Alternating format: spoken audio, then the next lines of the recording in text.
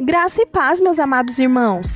Se você gosta das pregações do pastor Cláudio Duarte e não quer perder nenhum vídeo novo ou live do pastor, já clique aqui embaixo no botão inscrever-se. Assim, te avisaremos sempre que tiver um vídeo novo ou live do pastor Cláudio.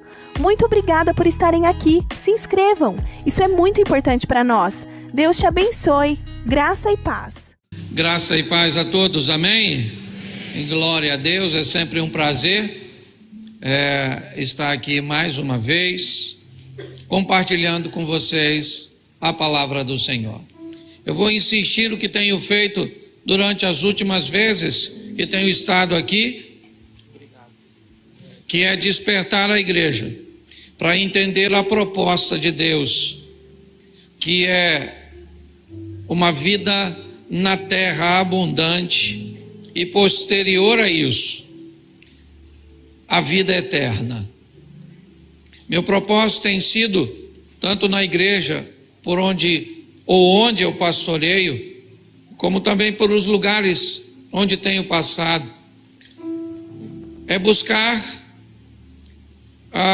despertar nas pessoas as ações que possam transformar sua vida aqui na terra numa vida extraordinária, para que pessoas consigam alcançar a sua missão e, atrelado a ela, descobrir sua identidade, é fazer com que pessoas sejam felizes aqui nesta terra e depois partam daqui para viver uma vida eterna.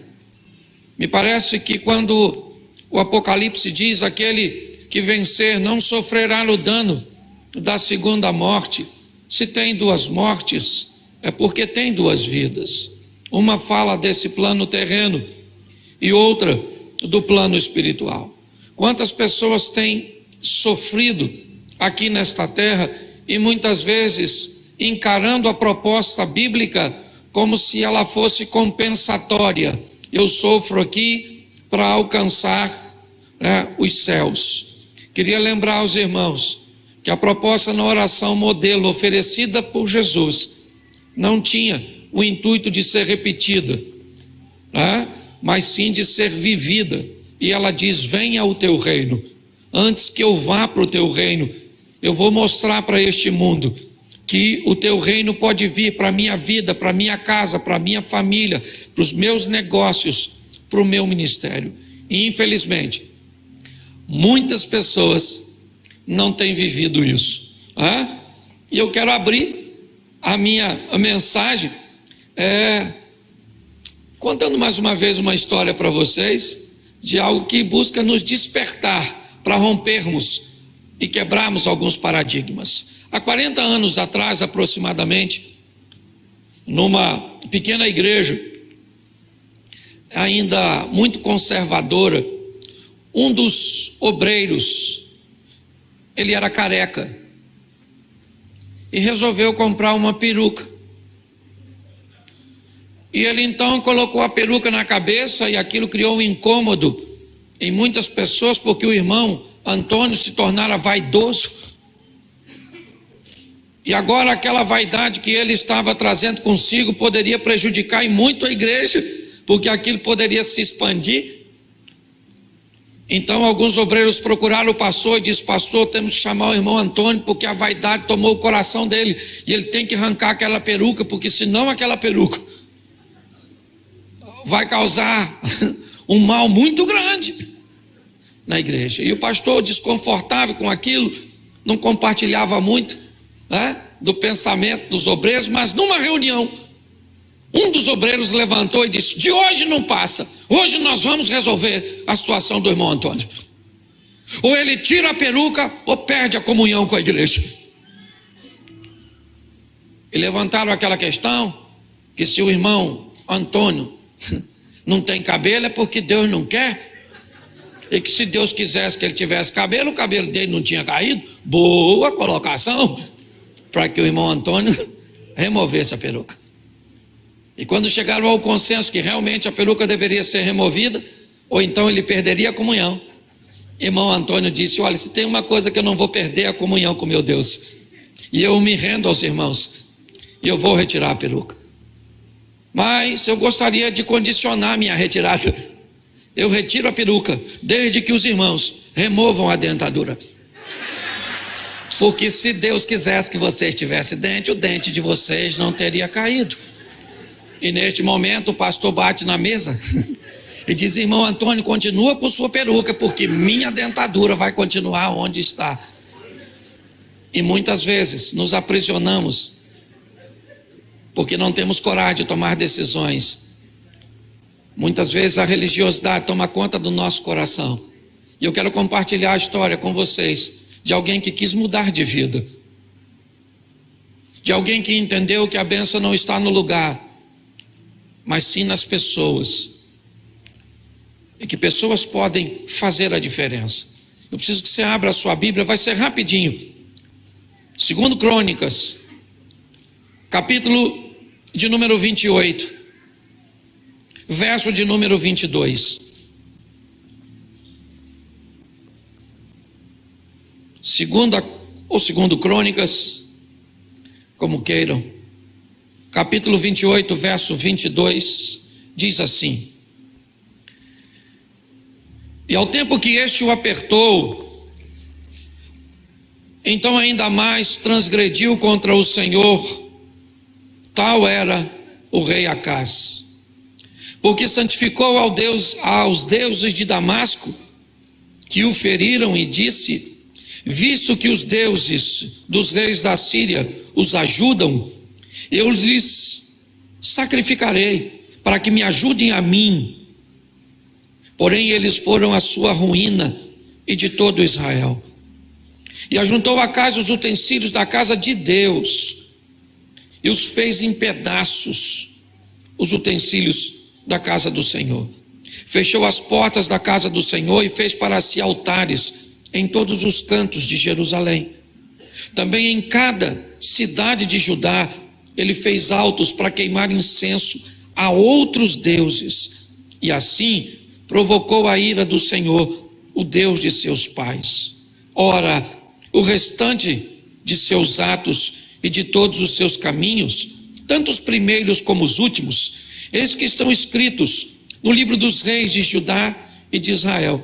E dormiu Acaz com seus pais, e os sepultaram na cidade, em Jerusalém. Porém, não puseram nos sepulcros dos reis de Israel. E Ezequias, repita comigo, e Ezequias, seu filho, reinou em seu lugar. Amém? Isso. Bom, o pastor Marcos já orou. Eu quero conversar com vocês rapidamente sobre o que deixaram de herança para Ezequias. O que esse garoto recebeu, ou que esse rapaz, 25 anos de idade, Acaz, seu pai, morre e dá de presente para Ezequias um reino. Ezequias se torna agora o novo rei. Mas é importante nós entendermos que tipo de administração Acabe deixou para seu filho. Todas as vezes que olhamos apenas para a nossa geração, muitas vezes não paramos para observar como se comportou as gerações que vieram antes de nós. E se não olharmos para isso, inevitavelmente podemos encarar algum conflito de injustiça de Deus. Atribuímos a Deus aquelas coisas que deveriam ser responsabilidade de nossos pais ou avós. Vamos dizer que Deus é injusto porque alguém mora numa casa melhor que a nossa, ou que tem uma posição mais privilegiada, ou consegue estudar numa escola melhor. Quando olhamos para algumas pessoas na nossa geração e vemos essas pessoas aparentemente obter algumas vantagens que nós não temos, é muito comum acharmos que há uma injustiça. Mas se formos olhar um pouquinho para gerações anteriores, podemos descobrir que o que algumas pessoas estão vivendo agora são resultado do que a geração anterior fez de forma assertiva. E que na verdade não há injustiça. O problema é que às vezes O pai do seu amigo fez coisas que seu pai não fez. Agiu de forma com que a geração anterior, ou a sua geração anterior, ela não fez. E como nós vivemos debaixo de uma lei de semeadura, inevitavelmente você escolhe o que planta, mas não tem direito de escolher o que colhe. Eu vou deixar falar para você. O pai morreu. Não me deixou nada de herança. Mas é nada, de nada. A não ser lembranças. Foi um pai extraordinário. Certo? Falar de emoção com meu pai, um cara ultra bem-humorado, louvado. Amém, meu pai. Agora, o teto que ele deixou para mim foi bem baixinho. Certo? Me deixou nada. Casou 8 vezes, construiu mais casa do que João de Barro. E no final da história, ainda morava numa casa que eu construí para ele. Louvado seja Deus. Amém? E glória a Deus. Não estou reclamando não. Só estou dizendo para você que meu pai não me deixou nada. E agora eu podia estar traumatizado. Roubando, matando, me prostituindo. Mas não, estou aqui pregando o evangelho. Porque deixa eu falar uma coisa para você. Não interessa o motivo do seu fracasso. Por mais razão que você tenha para fracassar. O que você pode me convencer é que realmente você merece ser um fracassado. Porque você tem tanto motivo. Só que isso não traz para você sucesso. Então pense num cara ruim. Pelo menos, não vou dizer que é o pior não, porque tem gente muito ruim na Bíblia. E tem gente aqui às vezes que é pior que o Acais. Que eu costumo dizer na igreja que eu pastoreio, que tem gente que se o diabo aparecer e me pedir indicação, leva o ex para o inferno. Deixa para Jesus, que é mais poderoso que você. É ou não é verdade? Isso vai dar divisão no inferno. Escute só. Quando nós olhamos para esse texto, o que vemos? Um cara que gerenciou mal, que se perdeu no caminho, que fez mal aos olhos do Senhor, certo? Que fechou as portas, que apagou as lâmpadas, que não queimou incenso, que fez aliança e importou Deus. Ele olhou para a Síria e disse: já que os sírios estão ganhando, eu vou importar esses deuses para cá, vou sacrificar eles para ver se eles me dão vitória também. Aí que o negócio piorou. O cara foi tão ruim que morreu, não botaram no sepulcro dos reis. E olha que defunto não reclama se ele fosse sepultado. Mas chegaram à conclusão de: não bota não, que esse cara foi diferenciado. O problema é que ele morreu, porque todo mundo morre. E aí eu pergunto: o que vai ser da geração dele? Ou daquela que vem depois? Porque ele morreu, mas Ezequias, seu filho, reinou em seu. E o que Ezequias pegou como herança? Um reino falido, humilhado, oprimido, devastado, por causa de uma gestão que não era dele. Então chegou a hora do Ezequias reinar. 25 anos de idade ele começou a reinar. 39 anos reinou em Jerusalém. O nome de sua mãe era Abia e ela filha de Zacarias. E ele fez o que era reto aos olhos do Senhor. Segundo fizera Davi, seu pai, no primeiro ano do seu reinado, abriu as portas da casa do Senhor e as reparou. E você está aí com o texto todo do capítulo 29. Louvado seja Deus, não preciso ler para você. Eu gosto desse camarada, por quê? Porque ele é alguém que vai virar o jogo, que vai virar a mesa, que vai pegar um ambiente onde ele deveria ser humilhado, envergonhado, que tem tudo para dar sequência, para ter se tornado um produto do meio, e ele resolve reagir. Dizer: eu não quero isso para minha vida. Mas meu pai fez isso, na minha casa todo mundo divorciou, na minha casa ninguém se formou, na minha casa... Dane-se. Comigo não vai ser a mesma coisa. Meu pai casou 8 vezes, eu estou numa mulher só. Vou fazer 30 anos de casado com ela, quero ir com ela até que a morte o separe. De preferência com a dela, mas eu quero ir. Certo?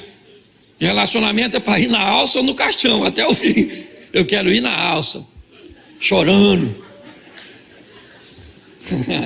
Sou mais forte do que ela não resistiria se eu morresse. Escute só. Nós estamos vivendo uma sociedade fragilizada. Ezequias assume um reino. Que reino, pastor? Não tem exército, não tem dinheiro, não tem nada. Que todos os povos vizinhos sabem que é um povo derrotado e humilhado. É isso que cai na mão desse rapaz, 25 anos de idade. Mas quando eu olho o verso de número 9 do capítulo 29, ele diz assim: porque eis que nossos pais caíram à espada, nossos filhos e nossas filhas e nossas mulheres, por isso estiveram em cativeiro. Olha o verso 10.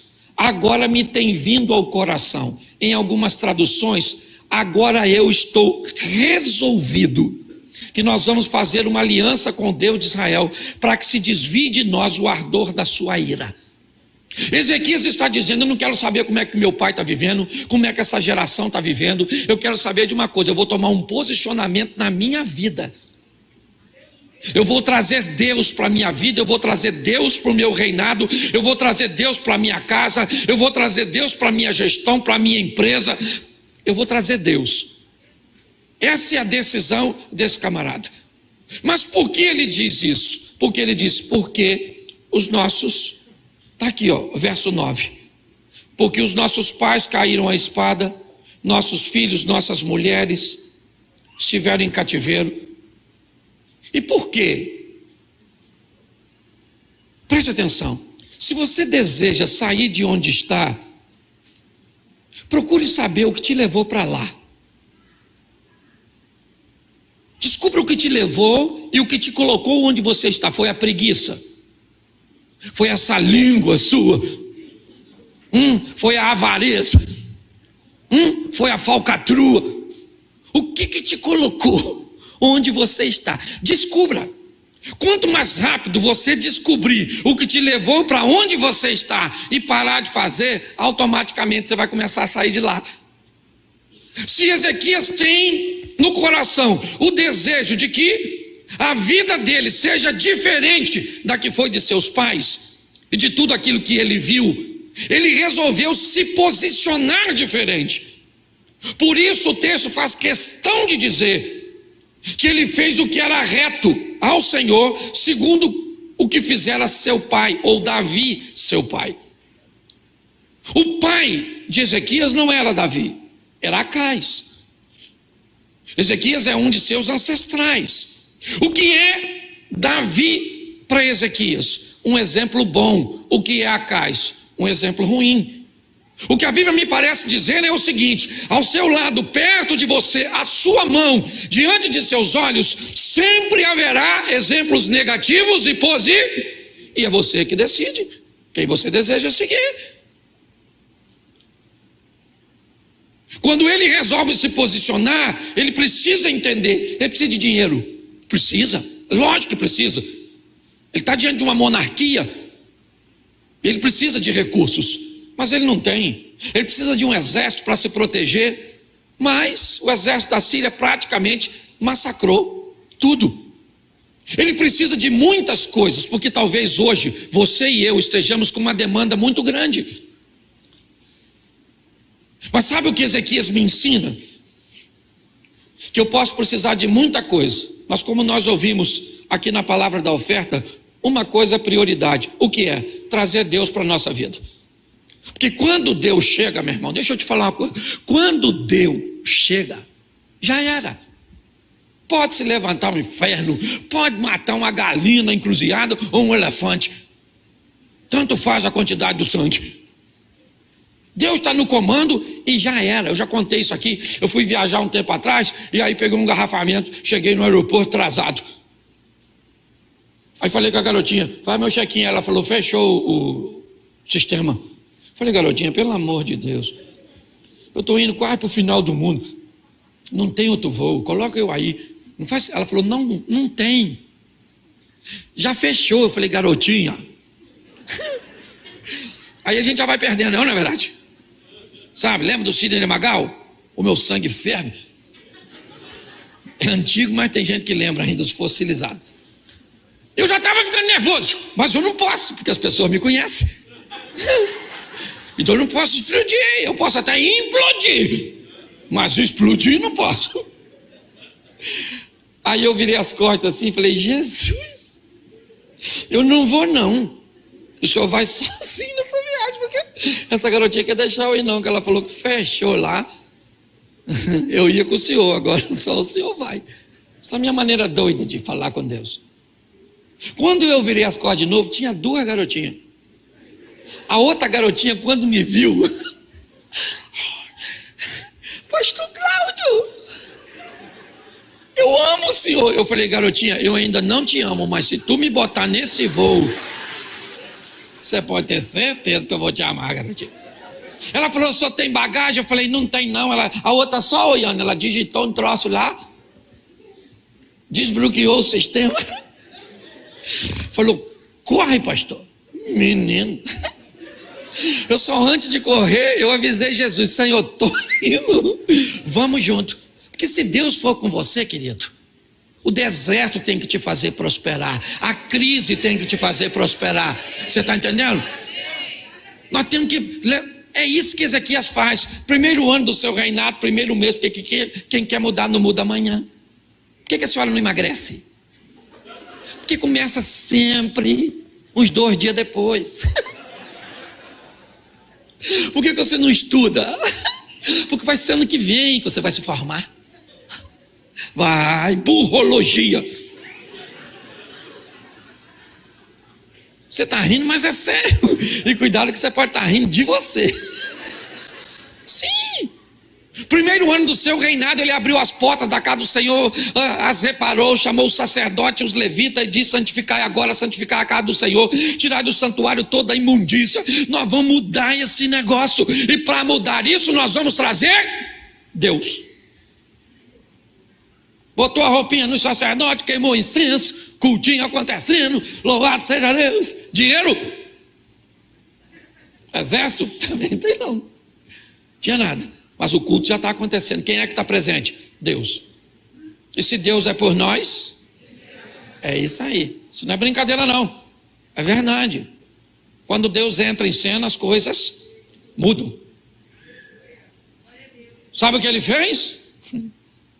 Para mim acelerar um pouquinho, celebrou a Páscoa. Ezequias celebra a Páscoa e chama todas as tribos que venham. Seu propósito é estabelecer ou criar novamente o contato daquelas mentes, daqueles corações, com aquela festa que simbolizava o poder de Deus, a libertação, e a trazer à memória deles tudo aquilo que Deus já fez. Porque se tem uma coisa que nós temos com facilidade, é esquecer o que Deus fez. E com a rapidez, você quer ver? O Elias está lá. Aí Elias fala assim, ó, vai chover não, viu? Segundo a minha palavra, não vai chover. Pronto. Acabe falou, não vai chover não? Vou matar ele. Vamos ver se não chove. Ele morre a profecia com ele. Aí Deus fala, Elias, corre e vai lá para o Ribeiro de Querite, porque eu já conversei com o corvo, para te dar uma comidinha. Aí ele vai para lá, quem é que está lá de garçom? O corvo, pretinho, bem arrumadinho, trazendo a comidinha. Um garçom até uniformizado. Acabou, o que Deus falou? Agora você vai para Sarepta, que pertence a Sidom, fora dos termos administrativos de Acabe, que eu já falei com uma viúva para cuidar de tu. Ele vai para lá, o que tem? Uma viúva. Lascada, mas está. Aí o filho da viúva morre, ressuscita o filho da viúva. Aí ele volta, Deus diz, agora volta, e volta Elias. Aí vem os camaradas encontrar com ele, o cara pede fogo, fogo, fogo, fogo, fogo. Especialista no show pirotécnico, matando tudo. Aí vai lá pro Carmelo. Aí os caras tudo pedindo fogo, Elias falou, fogo. Parecia o Muxu do Mulan. Fogo. Lambeu tudo. Aí matou os profetas. Aí a Jezabel falou assim, avisa o Elias, que amanhã é essa hora, que me aconteça outro tanto, mas ele é o finado Elias. Sabe o que ele fez? Saiu correndo. Nossa, Jezabel perigosíssima, quer me matar, entra numa caverninha, esqueceu tudo que Deus fez. Uma memória ruim, a memória dos crentes. Sabe uma memória que me encanta? A de Davi. Saul falando para Davi: Davi, deixa eu explicar uma coisa para tu, garoto. Você é novo, menino. Você usa droga? Não, né? Deixa eu te explicar, garoto. Você não pode lutar contra o gigante.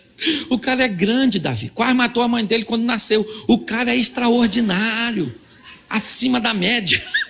Entendeu? Davi falou: não, peraí, deixa eu explicar uma coisa para o senhor, majestade. Eu estava apacentando as ovelhas do meu pai e veio um leão, matei ele. Aí um urso que não sabia que eu matei o leão, desinformado, veio também, matei leão e urso. Já estou com problema com Greenpeace, matando leão e urso.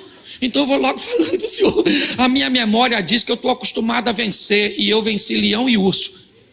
Deixa eu falar uma coisa para você: para você chegar aqui, quantos leões e ursos você já enfrentou na vida e você venceu? Então não é esse que você está enfrentando hoje que vai te vencer, porque aquele Deus que te deu vitória lá atrás continua o mesmo para te dar vitória hoje. Então mexa na memória. Eu gosto de Ezequias porque ele mexe na memória. Chama todo mundo para a festinha, e a turma vai para a festinha. Que beleza, meu Deus. Depois você lê capítulo 30 de 2 Crônicas. 31, quebra os ídolos, tudo que o pai dele arrumou, taca fogo, Ezequias. Ó que maravilha. Tá tudo legal, não tá? Até chegar no 32. Capítulo 32. Senaqueribe se levanta contra Ezequias.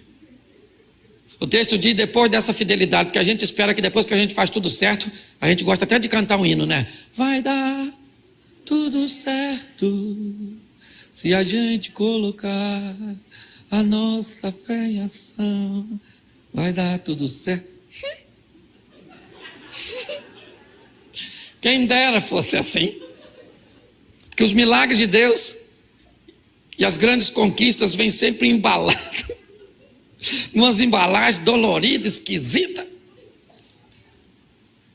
Deus poderia ser mais convencional, mas não é. Ele faz do jeito que ele, na hora que ele, e pronto. Quem não quiser reclama na administração. Capítulo 32, se levanta Senaqueribe, filho de Tiglade, um rei poderosíssimo que tinha ganho de Acais. Se Ezequias cresceu vendo derrota, Senaqueribe cresceu vendo vitória. E agora vem. Por quê? Porque já estava acostumado a ganhar, ganhava de todo mundo. O que ele não sabia é que no trono não estava mais Acais, o irresponsável. Estava alguém que sabia quem era, sabia o que Deus podia fazer. Senaqueribe não ataca, estabelece um estado de sítio e cerca a cidade. E aí eu gosto da frase, depois você lê, Ezequias falando com o povo: olha, gente, não fica assim amedrontado com o Senaqueribe e essa multidão que está com ele, porque há um conosco que é maior do que ele. Um. Quantos? Um conosco. Com ele está o braço da carne, conosco está o Senhor dos exércitos. Fica tranquilo. Não deu para tranquilizar ninguém, é lógico, mas já foi uma boa palavra de ânimo. Eu já falei isso aqui diversas vezes. É quando a casa de Eliseu está cercada, porque ele estava tendo revelações das manobras militares do rei da Síria. E aí um de seus oficiais diz: olha, não há espião aqui, majestade. O que há é um homem em Dotã.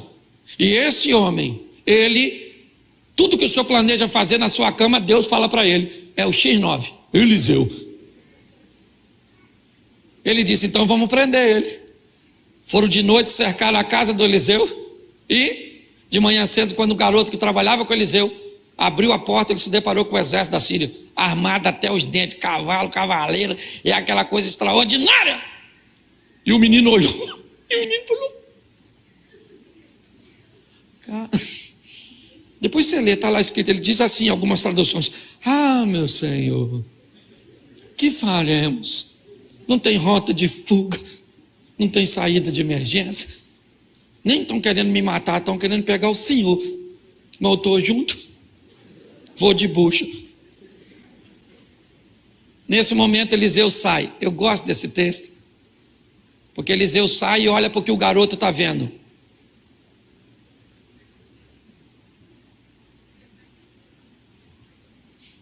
e diz: calma, garoto. Como calma? Os caras estão tudo armados até os dentes, nós só estamos 2. Calma, calma. E aí Eliseu diz para o menino: calma, filho, mais numerosos são os que estão conosco do que os que estão com ele. E o menino deve ter olhado: conosco? Conosco só está nosco. Tem ninguém. Você somatizou, filho. O medo já tomou conta de você? Sabe qual é a diferença nesse texto? É a visão de um menino e a visão de um homem de Deus.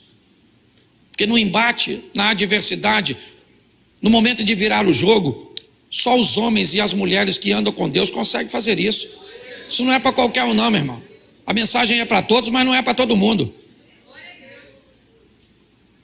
E Eliseu falou: Senhor, abre os olhos desse garoto, para ele ver. Quando o garoto olhou, tinha uns troços lá que ele não estava vendo, mas estava lá. Porque você não está vendo, mas Deus já está pelejando a seu favor. Ele já deu ordem. Quando o garoto olhou, eu imagino ele olhando agora, ele tremendo. E aí Eliseu fala: abre os olhos dele. E aí ele faz isso.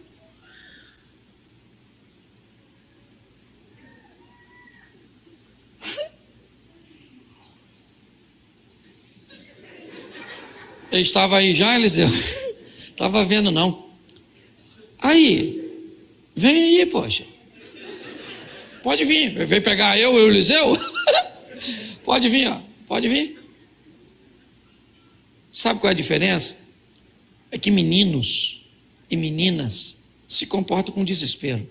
Homens e mulheres de Deus sabem que Deus está onde sempre esteve. No trono de sua glória, no controle de todas as coisas.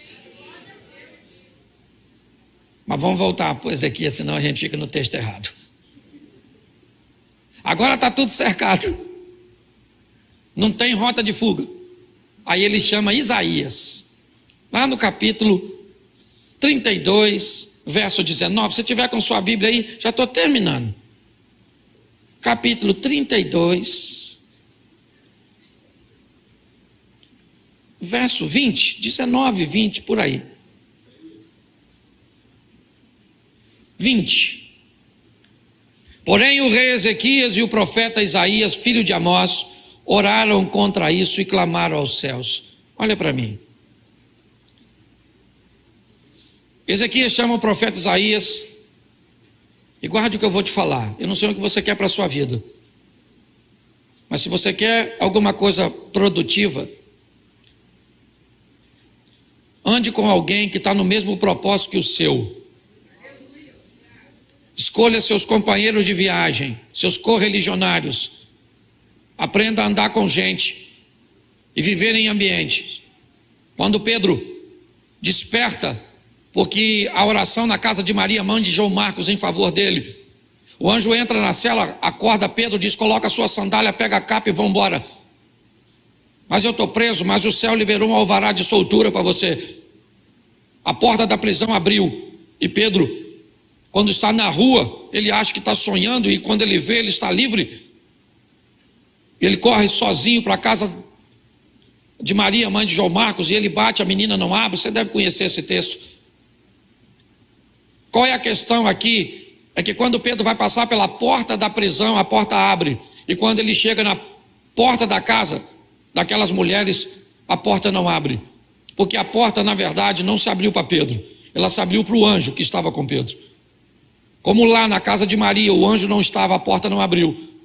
Me parece que o que a Bíblia está querendo também nos impulsionar a andarmos com pessoas que abrem portas para nós, com gente que vai fazer a diferença na nossa vida. Para de andar com cabeça de bagre, senão você vai ser cabeça de bagre. Para de andar com cabeça de rolinha. Já viu? Rolinho, um corpo grandão e a cabeça desse tamanhozinho assim.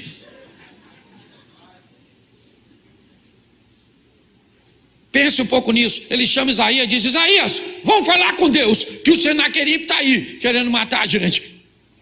E o Senaqueribe mandou uma carta mal criada, dizendo: ó, povo, que foi lida, não acredite no Ezequias, que posicionou vocês para sacrificar apenas um Deus. Meu pai e eu ganhamos de todas as nações vizinhas. Quero ver quem é o Deus de vocês, para livrar vocês. Não houve nenhum Deus Se pudesse. Então Deus de vocês não vai fazer isso. Ezequias chamou Isaías, dobraram o joelho e deve ter falado: Senhor, se fosse eu, sabe o que eu falaria? Senhor, falar com o senhor um negócio aqui. O senhor conhece aí o Senaqueribe? O que ele falou de mim eu nem ligo, mas o que ele falou do senhor, se eu sou o senhor, eu não deixo não. Isso não é coisa que fala de um Deus poderoso. Eu não sei que tipo de oração ele fez. Eu sei que eles oraram por causa disso e clamaram aos céus, e Deus enviou um anjo só, e o anjo chegou e matou todos os valentes, não matou covarde. Por quê? Porque se mata todo mundo, a notícia não percorre. Se a fama de Israel estava ruim, tem que melhorar, e propaganda é a alma do negócio. Então só matou covarde. O anjo pegava, quem enfrentava morria, e quem correu, deixa embora. Para quê? Para contar para os outros a minha vitória.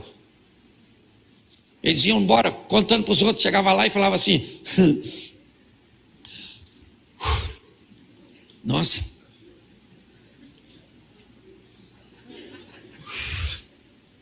peraí, pois, corri pra caramba.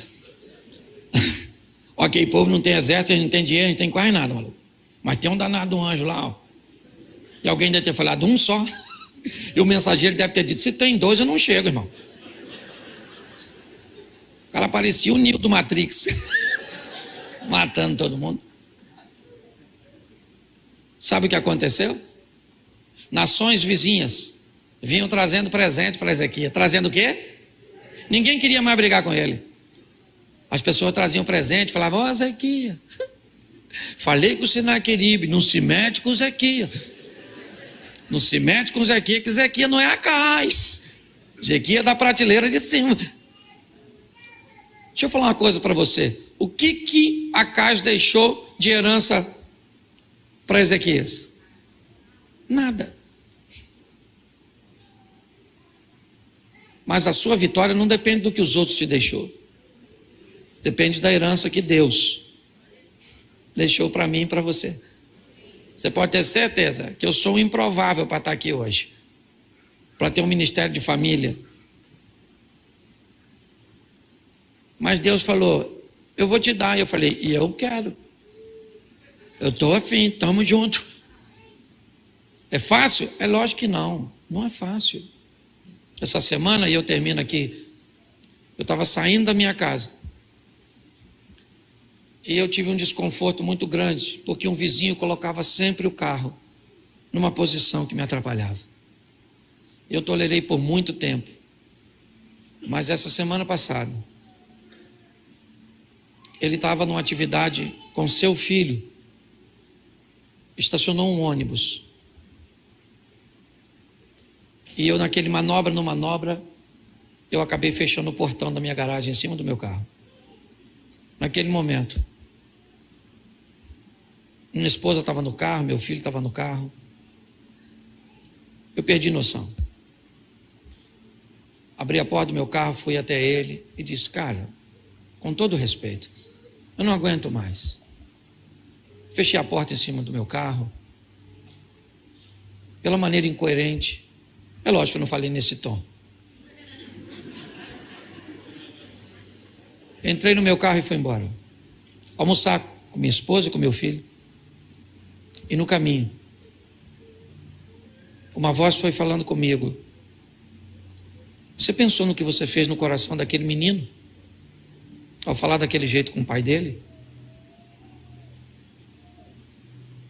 E eu fui embora. Não comi direito. Voltei, coloquei minha família em casa. Atravessei a rua, toquei a campainha no portão. O garoto veio me atender. Falei: você pode chamar seu pai? E ele disse sim. Quando o pai veio, eu perguntei: como é que é o nome do seu filho? Ele disse: é João. E eu falei: chama o João. E o menino veio, me olhando. Eu disse: você sabe que eu sou pastor? Ele disse: sei. Então eu vim aqui para te pedir perdão, porque eu não tinha direito de ter tratado seu pai da maneira que eu tratei. Seu pai é um homem trabalhador, um homem honesto. Se o carro está parado na posição errada, Isso não me dá o direito de fazer o que fez. Mas eu preciso que você entenda que ao longo da vida, você como eu, hoje, pode cometer também um erro. E aprenda que o segredo da vida é reconhecer o que você fez de errado. Pedir perdão ao pai dele, ao garoto, virei as costas e fui embora para minha casa. Uma das grandes batalhas que eu venci na minha vida foi ter o controle das minhas próprias ações. As escolhas que eu resolvi fazer para andar ao lado de Deus. Porque sobre os meus ombros Ele colocou o nome dEle. E eu preciso, eu e você, zelarmos por isso. Eu não sei se a sua história condiz que você obtenha fracasso. Talvez você tenha muitos motivos para fracassar. Para fracassar no seu casamento, para fracassar na sua vida profissional, para fracassar na sua formação acadêmica, para fracassar na sua caminhada de fé. Mas qualquer motivo que você tenha para justificar seu fracasso, eu só quero te lembrar que ele vai continuar sendo fracasso. O que eu quero te propor hoje aqui é o que Ezequias fez. Olhou para a vida dele e disse: eu não quero isso para mim. Eu vou mudar essa história. E ele foi lá e mudou. E não mudou com soldados, com material bélico. Não, ele mudou com o coração. Ele mesmo disse na minha tradução: porque me tem vindo ao coração fazer uma aliança com Deus de Israel.